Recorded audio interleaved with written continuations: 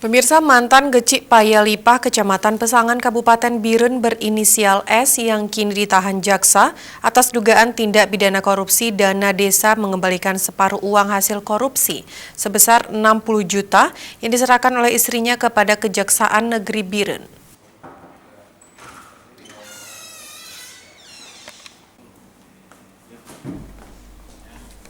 ES telah ditetapkan sebagai tersangka dan ditahan Kejaksaan Negeri Biren atas dugaan penyalahgunaan dana desa Payalipah tahun anggaran 2017-2018 senilai Rp231.860.000.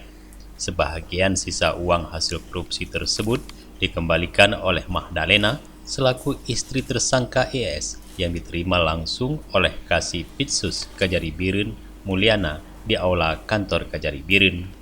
Kepala Kejaksaan Negeri Biren, Farid Rumdana mengatakan, pengembalian uang sebesar 60 juta rupiah itu sisa dari hasil dugaan korupsi yang merugikan negara, diperkirakan sebesar 231 juta rupiah lebih. Uang tersebut nantinya akan dijadikan sebagai alat bukti pada persidangan nanti, di mana berkasnya rencananya akan segera dilimpahkan ke Pengadilan Tipikor Banda Aceh.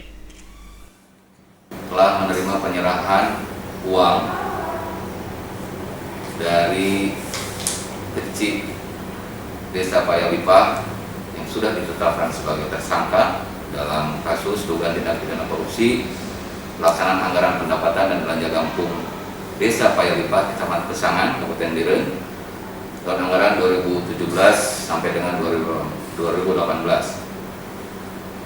Hari ini tim penyidik langsung menerima penyerahan uang hasil tindak pidana korupsi sebesar 60 juta.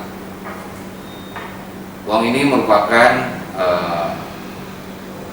hasil dari tindak pidana korupsi yang mana total kerugian keuangan dari perkara tindak pidana korupsi tersebut sebesar 231.860.000. Farid menjelaskan, sebelumnya kasus dugaan penyalahgunaan anggaran dana desa tersebut terbongkar setelah dilakukan audit oleh tim Inspektorat Kabupaten Biren, di mana saat melakukan audit tim Inspektorat menemukan adanya kerugian negara sebesar 117 juta rupiah.